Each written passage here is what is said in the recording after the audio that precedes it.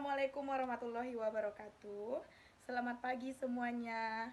Semoga dalam keadaan sehat walafiat. Amin ya rabbal alamin. Nah, baiklah, di tahun ajaran baru ini pembelajaran kita agak berbeda dari tahun ajaran sebelumnya, yaitu belajar jarak jauh karena adanya pandemi. Untuk itu, semoga tidak mengurangi rasa semangat belajar kita semuanya. Oke? Sebelum kita memulai pembelajaran, ada baiknya Ibu memperkenalkan diri terlebih dahulu. Nama Ibu Ranti Lestari, panggilannya Ibu Ranti. Jadi kalau misalnya ketemu di sekolah, panggil aja Ibu Ranti, oke? Di sini Ibu dipercayakan mengajarkan mata pembelajaran seni budaya. Oke. Baiklah, sebelumnya marilah kita berdoa menurut agama dan kepercayaan masing-masing. Berdoa mulai. Berdoa selesai. Untuk pertemuan pertama ini kita membahas tentang seni rupa dua dimensi. Sebelum kita fokuskan ke seni rupa dua dimensi, sekarang kita bahas dulu apa itu seni rupa. Seni rupa itu adalah cabang seni yang hasil karyanya dapat dinikmati oleh mata dan disentuh oleh tangan ataupun panca indera. Nah, sering juga disebut seni rupa itu adalah hasil karya seni yang dapat dinikmati oleh masyarakat umum.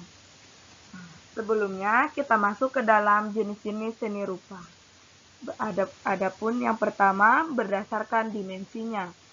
Jenis seni rupa berdasarkan dimensinya yaitu seni rupa 2 dimensi dan seni rupa 3 dimensi.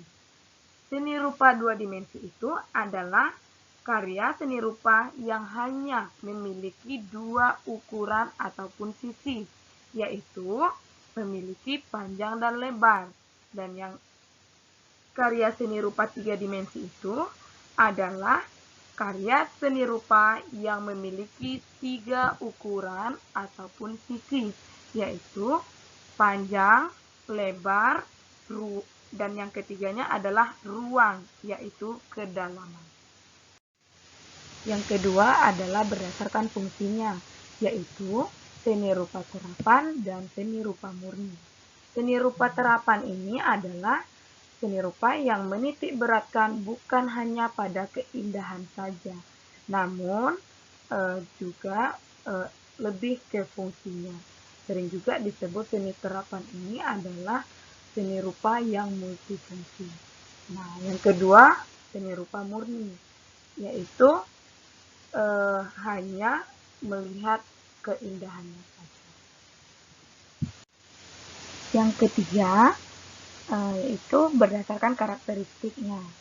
Yang pertama ada seni lukis, seni grafis, ada seni patung, ada seni krian, dan yang terakhir adalah desain. Sekarang kita fokuskan ke seni rupa 2 dimensi. Karya seni rupa 2 dimensi ini adalah yang hanya memiliki 2 ukuran atau sisi yang sudah kita bahas di atas tadi. Nah, contoh seni rupa 2 dimensi itu yang pertama lukisan. Nah, yang dilukis menggunakan kuas, cat, ataupun kanvas. Yang kedua adalah seni grafis. Seni grafis ini adalah seni yang menggunakan teknik cetak.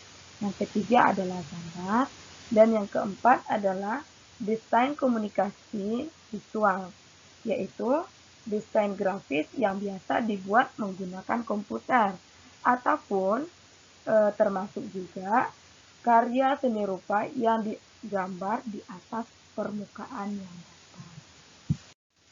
Yang B, adapun unsur dan objek karya seni rupa 2 dimensi. Yang pertama itu adalah garis atau line. Garis ini adalah unsur yang sangat penting dalam mewujudkan karya seni rupa. Sifatnya ada garis pendek, panjang, vertikal, horizontal, lurus, melengkung, dan berombak. Garis ini digunakan untuk mengekspresikan diri dari si penggambar, seperti misalnya garis tebal tegak lurus itu memberikan kesan yang sangat kuat dan tegas. Yang kedua, ada saut ataupun bidang dan bentuk, yaitu merupakan tampak ataupun potongan wujud dari suatu objeknya, yaitu bidang itu untuk menunjuk benda yang datar, dan bentuk itu untuk menunjukkan wujud benda yang memiliki volume. Yang ketiga adalah ruang, yaitu kesan dimensi dari objek tersebut ataupun background yang terdapat pada karya seni. Ruang ini dihadirkan melalui gelap terang warna atau menggunakan teknik menggambar. Jadi dia kesannya melalui warna gelap terangnya ataupun perspektif untuk menciptakan ruang semu atau hayal. Yang keempat yaitu tekstur. Tekstur itu adalah menunjukkan kualitas penggambaran struktur permukaan suatu objek pada seni rupa. Tekstur ini ada dua, yang pertama ada semu atau buatan, yang kedua asli. Semu atau buatan ini maksudnya adalah kesan semu dari permukaan objek yang direka melalui unsur garis, gelap, dan terang. Yang kedua yaitu asli, maksudnya ini adalah perbedaan ketinggian permukaan objek yang nyata dan dapat diraba ataupun dapat dilihat dari cat simbol. Yang kelima yaitu warna. Warna ini adalah unsur yang paling menarik perhatian si penikmat seni, yaitu teknik penggunaan warnanya. Yang pertama ada secara harmonis, yang kedua heraldis, yang ketiga murni, yang keempat ada monokromatik, dan yang kelima ada polikromatik. Yang keenam ada gelap terang. Gelap terang ini rekaan perbedaan intensitas cahaya yang jatuh pada permukaan benda yang digambar ataupun dilukis pada karya seni rupa dua dimensi. Seperti misalnya bagian yang terkena cahaya harus dibuat lebih terang. Nah, yang kedua misalnya yang kurang terkena cahaya harus tampak lebih jelas. Selanjutnya ada yang C, medium, bahan, dan teknik. Yang pertama yaitu medium dan bahan seni rupa. Bahan berkarya seni rupa ini adalah material habis pakai yang digunakan untuk mewujudkan karya seni rupa. Sesuai dengan keragaman jenis karya seni rupa, bahan untuk berkarya seni rupa ini juga banyak macam dan ragamnya. Bahan untuk berkarya seni rupa yaitu berfungsi sebagai bahan utama atau medium, dan ada pula sebagai bahan penunjang. Contohnya, biasanya berupa membuat karya lukisan menggunakan kanvas dan cat sebagai bahan utamanya, serta kayu dan paku sebagai bahan penunjang.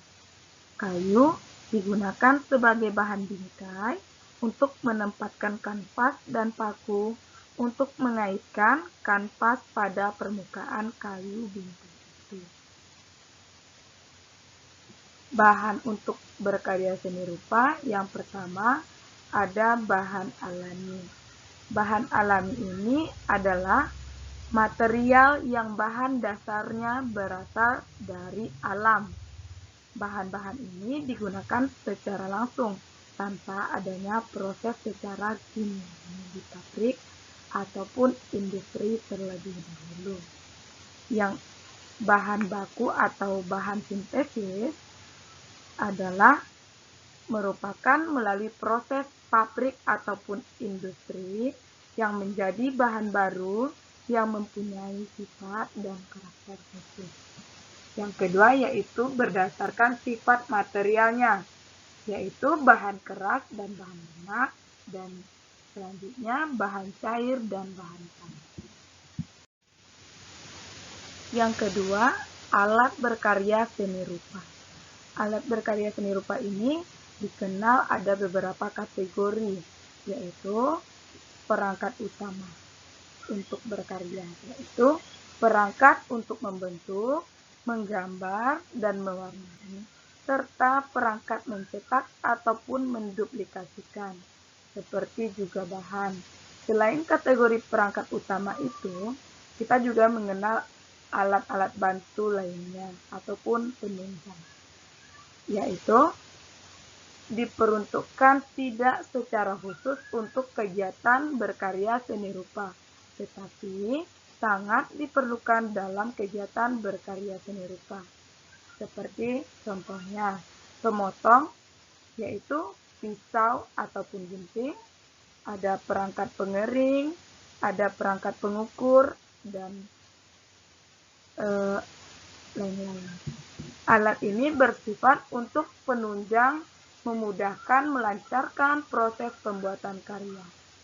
Nah, yang terakhir, karena adanya kemajuan teknologi saat ini, fungsi perangkat yang dipergunakan dalam berkarya seni rupa dapat dilakukan melalui komputer.